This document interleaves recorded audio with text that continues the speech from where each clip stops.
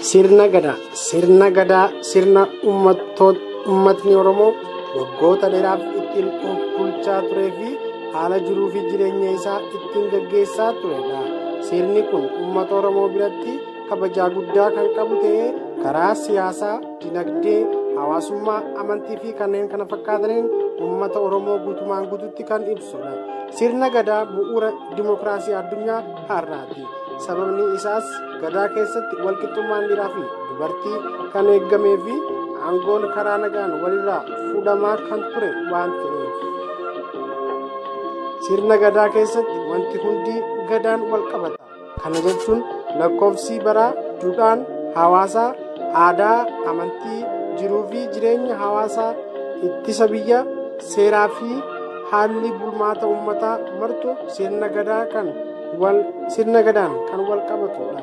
Sirna gadaa keessatti aangoon waggaa 8 wal harkaa kan fudhamu yommuu ta'u, hawaasni Oromoo hundi sadarkaa umrii isaatiin daa'ima irraa hanga jaarsatti dirqamaa fi itti gaafatamummaa garaagaraa fudhachuun hawaasa kan itti tajaajiludha.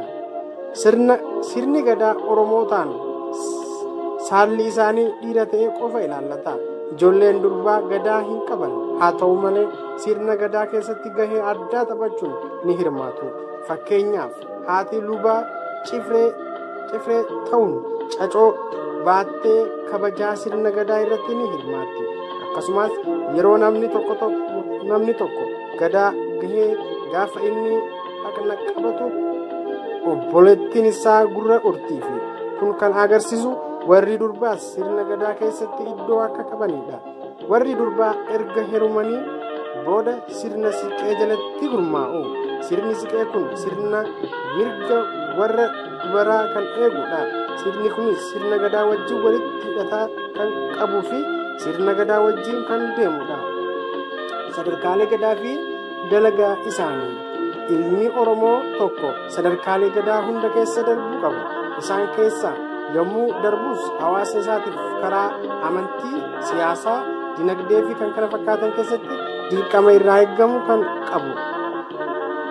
kennuu qabu.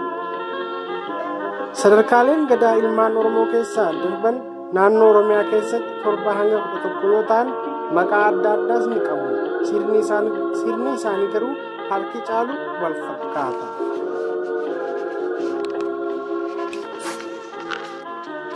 Dabballee umrii waggaa 8 gadi. Dabballee jechuun sadarkaa gadaa isa jalqabaati.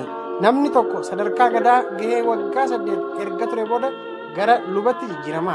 Waggaa 8ffaatti jaarraa qalee yommuu fixe bahu ilmaan isaa dhiira hundi waggaa 8 dhufuuf sadarkaa dabballee keessa turu.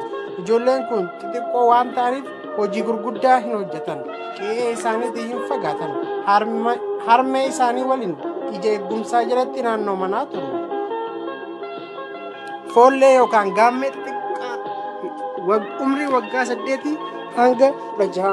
Foolleen sadarkaa gadaa isa lammaffaati. Kunis ijoolleen abbaan isaanii sadarkaa yuubaa lammaffaa keessa jiranidha. Umrii isaanii kanatti naannoo mana jireenyaa isaanii irraa fagaatanii deemuu fi dalagaalee xixiqqaa dalaguu danda'u. Sadaffaa qondaala yookaan gaammee gurguddaa umrii 16 hanga 24. Ijoolleen sadarkaa kana irra jiran fageenya dheeraa deemuun adamoo adamsu, farda gulufsisu, akkasumas hojiilee ulfaatoo kan biroo hojjechuu danda'u. Kuusaa umrii 24 hanga 32. Ilmaan sadarkaa kana irra jiran daandii fagoo adamoo deemuun hojii gurguddaa hojjetu, farda gulufsisu fi lola shaakaluu yommuu diinni biyya isaaniitti dhufu diina biyya irraa deebisu lola buttaa irratti kan hirmaatan harki baay'een warra sadarkaa kana keessa jiranidha. Sadarkaan kun yeroo aangoo fudhachuuf itti qophaa'an waan ta'eef ilaalcha guddaa qabu. Raabaadorii umrii waggaa 32 hanga 40. Sadarkaa kanatti miseensota as keessatti argamaniif fuutii ni hayyamama. Sadarkaan kuusaa fi inni kun yeroo itti aangoo guutuu qabachuuf itti qophaa'anidha. Dhuma sadarkaa kanaa keessatti miseensotni gadaa kana keessatti argaman marsaa lubatti seenu. Gadaa jaaffaan gadaa yookaan umrii waggaa 40 hanga 48. Sadarkaan kun sadarkaa guddaa irraa hunda irra barbaachisaadha.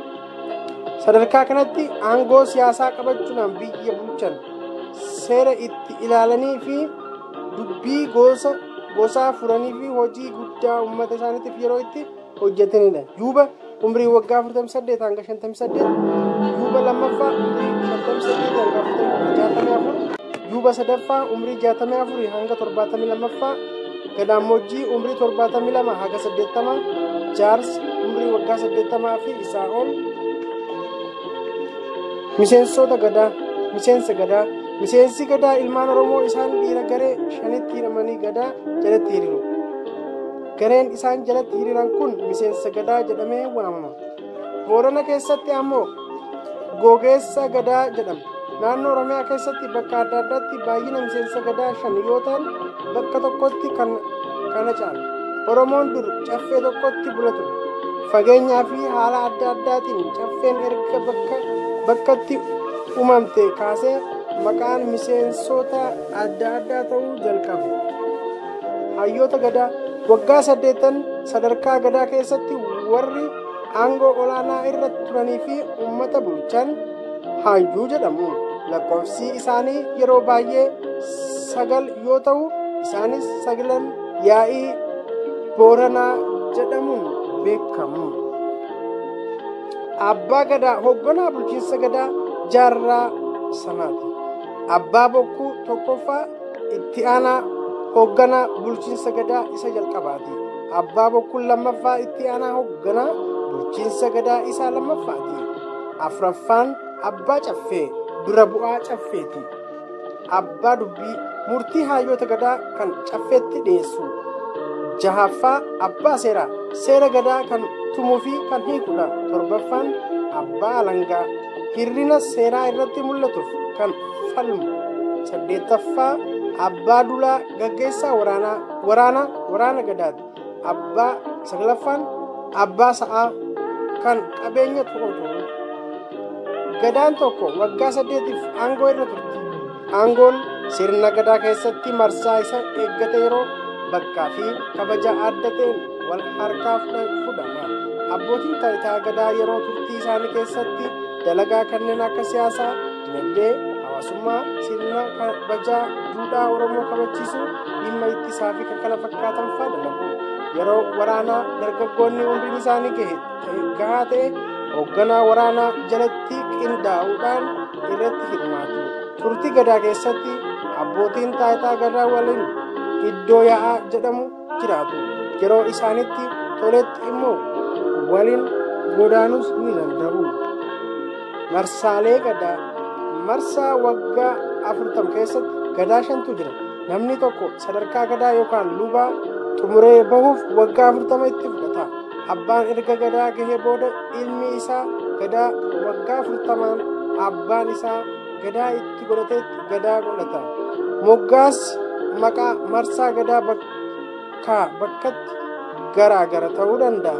Hawaasa Oromoo tokko keessatti maqaan gadaa 5 gadaa kan abbaa fi ilmi ittiin waamaman garaagara yoo ta'u, iddoo tokkotti immoo maqaa gadaa kan abbaan ilmi waamamuun ni danda'ama. Fakkeenyaaf gadaan naannoo Boranaa keessatti adeemsifamu maqaalee kanneen armaan gadiitiin waamamu.